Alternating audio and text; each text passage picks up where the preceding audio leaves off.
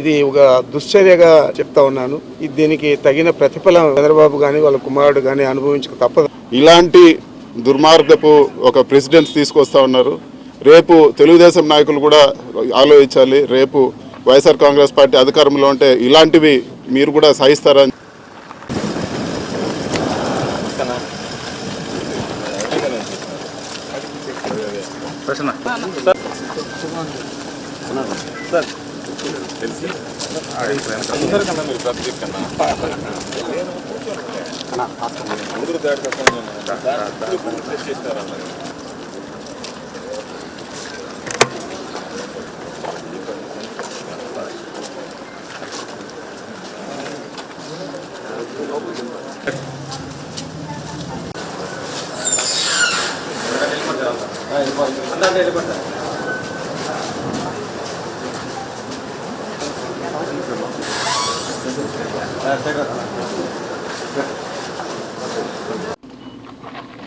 ప్రస్తుతం రాష్ట్రంలో దుర్మార్గమైన పాలన కొనసాగుతూ ఉంది. చంద్రబాబు నాయుడు ఆయన కుమారుడు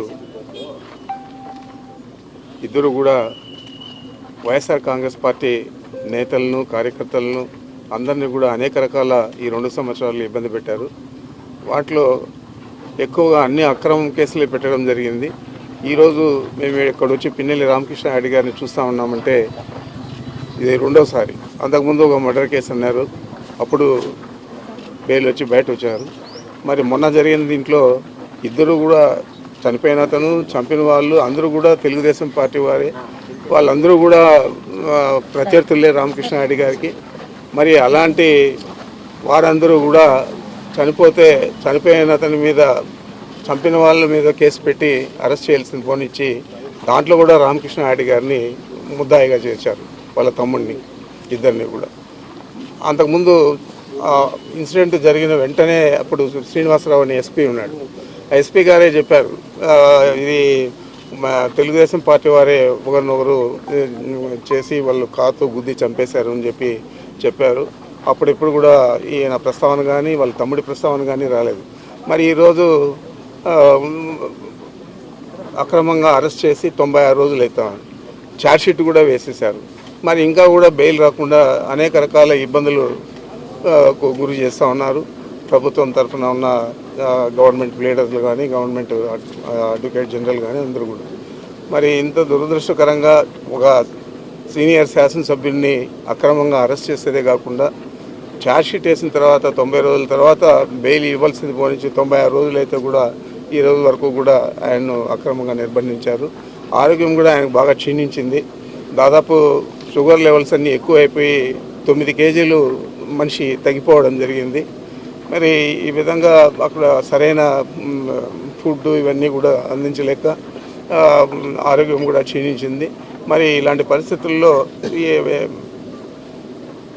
వారికి మద్దతుగా మేము ఈరోజు వచ్చి కలవడం జరిగింది. నేను తప్పకుండా ఇది ఒక దుశ్చర్యగా నేను చెప్తా ఉన్నాను. దీనికి తగిన ప్రతిఫలం చంద్రబాబు కానీ వాళ్ళ కుమారుడు కానీ అనుభవించక తప్పదని చెప్పి నేను కరాఖండిగా తెలియజేస్తా ఉన్నాను.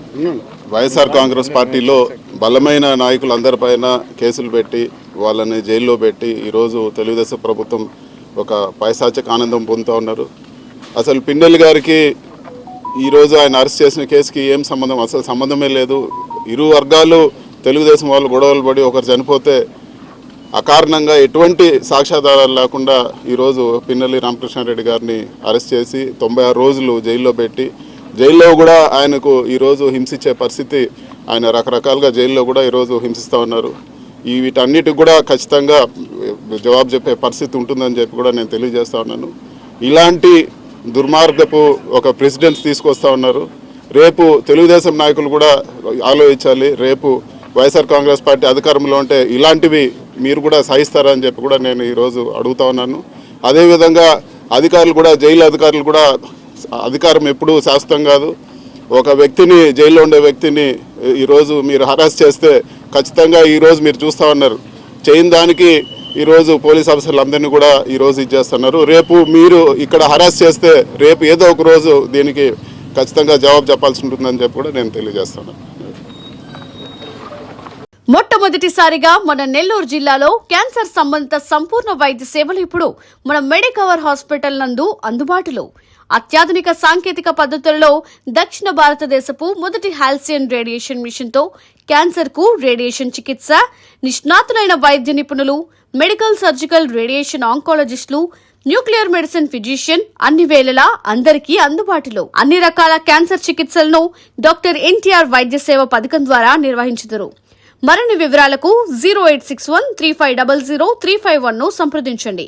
Medicover cancer institute, NH5, Chintareddypalem cross road, Nellore.